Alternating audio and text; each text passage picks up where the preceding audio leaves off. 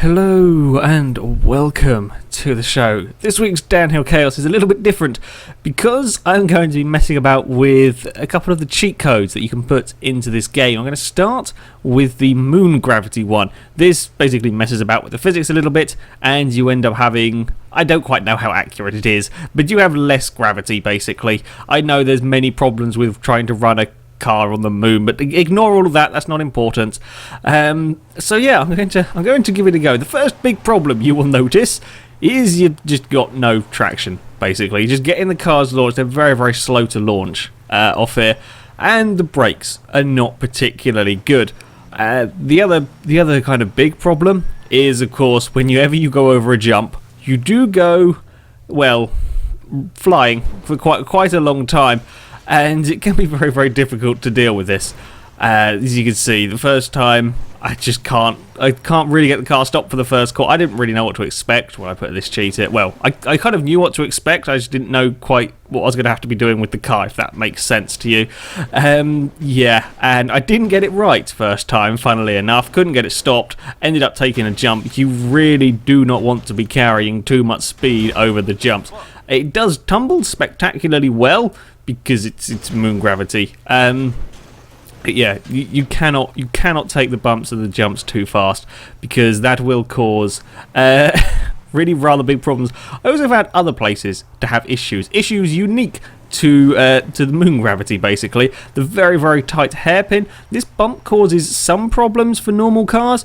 It doesn't normally cause them to roll over. That's the first, as we get it stuck. I can't right it because it kind of got caught on the edge, and then off we go down the mountain, and I can't really do anything about it most of the time because the wheels are in the air.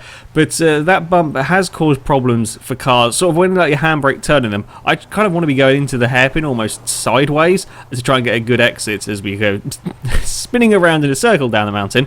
And if you're sort of handbrake turning it when you hit that bump, it will sort of lift the front of the car up and you'll have no steering. Can cause real problems for some of the vehicles. There normally on this one it just causes the car to roll. The main, I guess you could say the main problem with this is just getting airtime where you don't expect it. That's not really surprising when it comes to this, but yeah, it's that's the thing you have to really contend with. It's a little bit odd. It's very odd, in fact, trying to drive down here with the MoonGravity on. Of course, once you do go down the mountain, you can do many rolls. It basically doesn't stop. It's very hard to get the thing stopped. It's very hard to get the thing stopped in general. Yeah, it does roll an awful lot. Next attempt, a coyote, so I guess very lucky as I go over it. I then proceed to set my my world record for number of rolls within one crash. Now I've counted this. I think I have got it right. I don't know. Count along if people want to sort of count along with the video. You might want to go back and start counting again because if you've already started now, you're going to be in trouble. And see how many you get compared to how many I get. But there is much. I like how your control in the air isn't affected by the MoonGravity, so you can get the car to do really fast rolls, and because you're in the air for a long time, it just keeps going, and still we're rolling down the mountain, and still we're going, and it really on this occasion it really just did not stop. This sort of starts twisting. I'm not entirely sure quite how to count them, and still going. You would be rather sick, I would imagine. I wonder what the G-forces would be like as well. Yeah, it's all a little bit crazy. It's going. It is still rolling down here. And it's eventually caught on a rock, and I kind of roll over the rock. But yeah, by then it's kind of finished. I counted it at 46 rolls. That's yeah, that's definitely a record for the most rolls I've ever done in a single crash. Eventually, it does get stopped. That's pretty mental, if I'm honest. The brakes were a little bit odd, and again, I'm having more problems. Just sort of carry is very weird because you don't carry very much speed, but that it's too much speed for the sort of the scenario you're in. That's really not making very much sense. But you think you've got sort of plenty of time to brake and get it stopped and get it turned, and you don't. And again, we've got some more problems. Normally, if you do that kind of thing, you would kind of just bounce off the rock and you could probably carry on. But in this, once you hit the rock, you start getting airborne, and then there's nothing you can do about it, and off we go again. There's also a couple of other corners as well that I saw when you were turning in. It would kind of end up on two wheels. So after a while, it didn't take as long as I perhaps feared it would do it with this. It wasn't particularly quick though. I did get a clean-ish run. I can't even remember how good it was with the MoonGravity cheat on. The first corner, I had a few problems. It wasn't terrible. It wasn't terrible getting stopped because you could never really get very much speed up because you just didn't have the traction to kind of get the car going. Again, all this section here is very, very nasty. I think primarily because it's very narrow, which gives you very little leeway. If you just take a tiny bit too much speed over this jump, if you take a little bit too much speed, normally you have problems. But when you sort of get a lot of air time, it was very easy to have problems. Again, getting the car stopped, it starts lifting up on two wheels. I was pretty worried actually through this section. While I didn't actually roll it through here at any point, you can see it does. It gets a little bit close when you kind of go over these corners. Just sort of the steepness of the hills around here were causing a little bit of problem. I never actually had a problem on this bit here, which I'm surprised by. I've been caught out by that jump there a few times and never had a problem.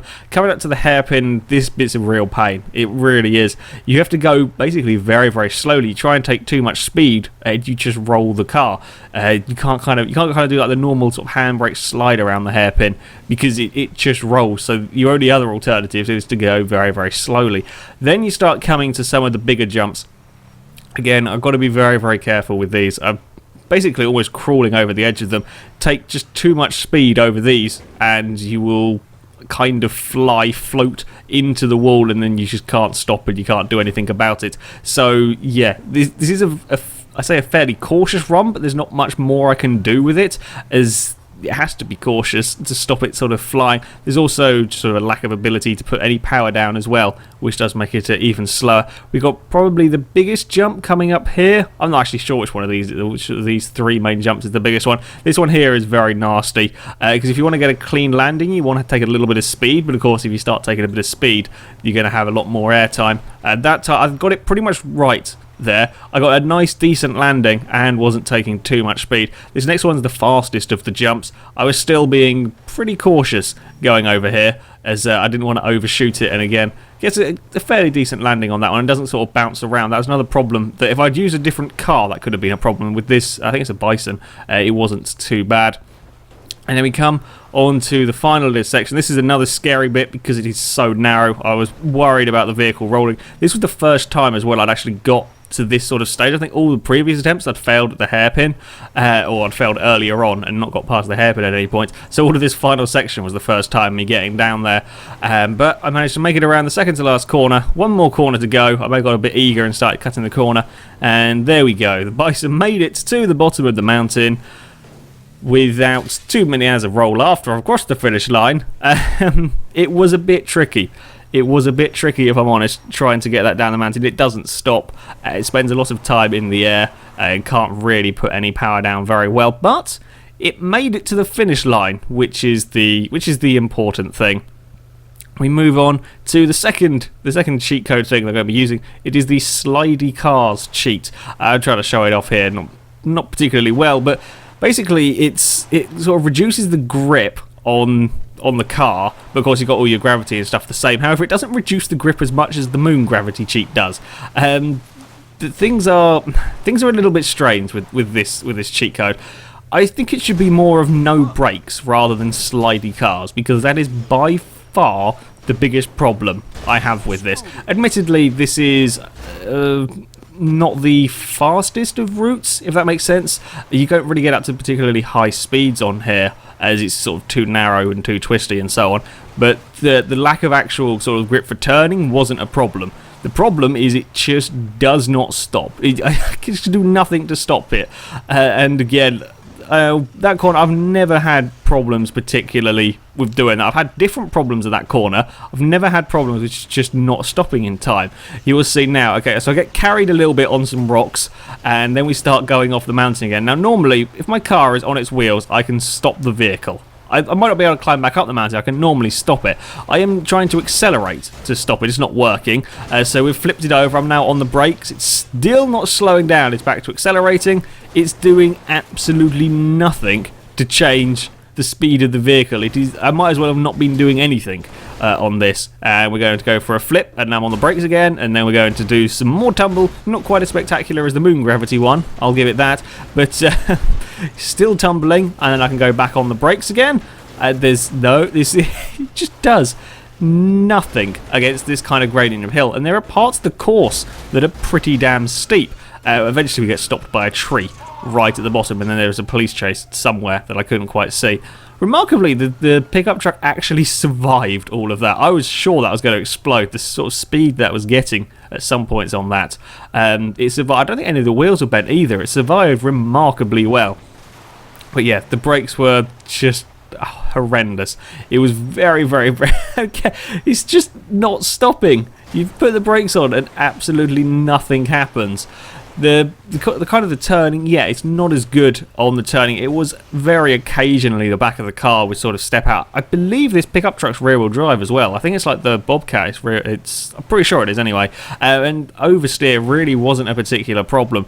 So after a few attempts, I got a bit further on, and things were going pretty well on this run until we got to this bit here, which I may have not been on the brakes enough. I thought I'd been a bit cautious. I normally am a bit cautious the first time if I get there, but still it wouldn't stop. I was on the brakes for quite a lot of that, and because that final bit is so very steep, it is a real problem. It is a real problem getting this vehicle stopped, and we've slid all the way down again.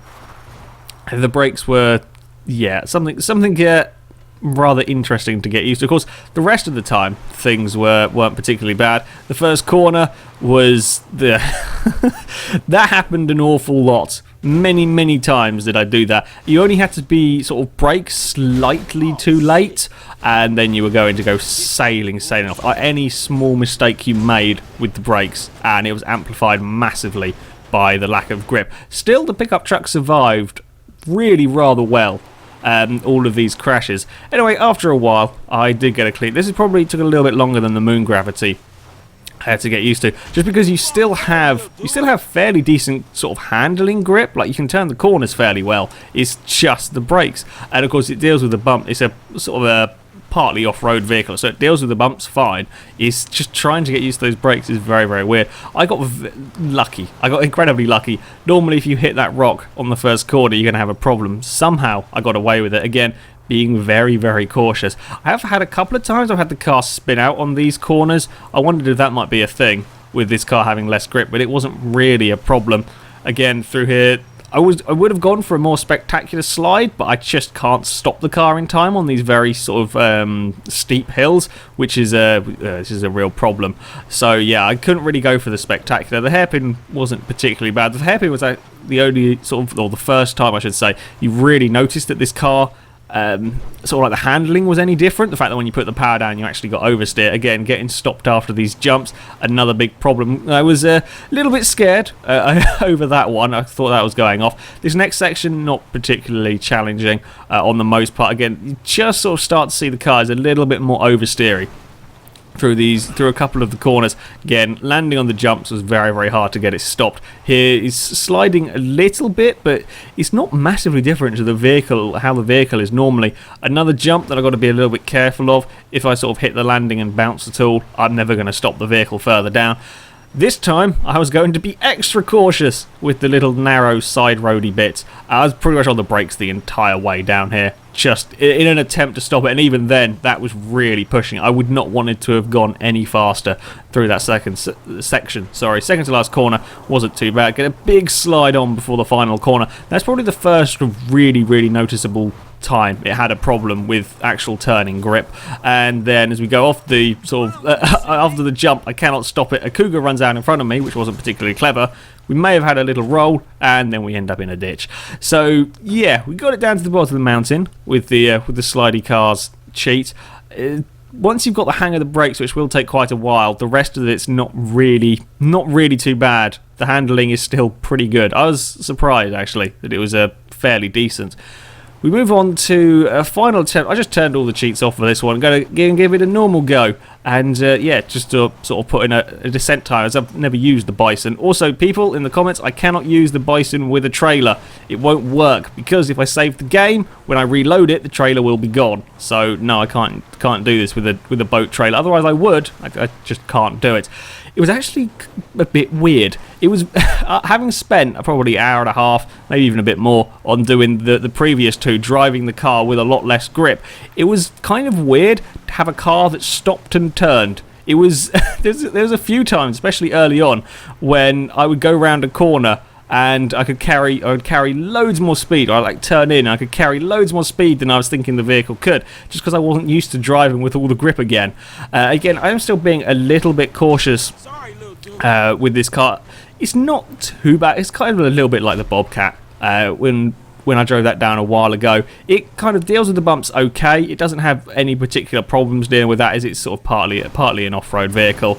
It just doesn't really have the speed. It's also a little bit heavy. We got almost as big a slide with the normal vehicle as we did with the Slidey cars through that corner. There's nothing really particularly wrong with this car. It's not the fastest of the vehicles, not the fastest accelerating of cars. Yeah, it deals with the bumps fairly well, and it's around the second to last corner. It did get on two wheels a few times, which I wasn't particularly expecting with this, and around the final corner, run a little bit wide, and there we go, across the line, and couldn't really stop it, and we're going for a tumble. Are we? Not quite gone for a roll. No. Yeah, well, Bison made it down the mountain. Yeah, I think that was like the second or third attempt I had with that car. It was a little bit strange going to a normal grip one, but never mind. When we look at the times, the normal one did a 133.7, which is fairly respectable. The Slidey car one did a 157.9, which is slower than a Golf Caddy, faster than a bus, but slower than the Golf Caddy. That's actually not too bad of a time, considering. And with the MoonGravity cheat on, it took a whole another minute, just over 3 minutes. Yeah, that was quite slow. I think the only things that beat is the lawnmower running in a bulldozer. So yeah, it's pretty slow driving it in MoonGravity. When we take a look at the Bison's time compared to the rest of the normal vehicles, it's sort of around mid-table-ish.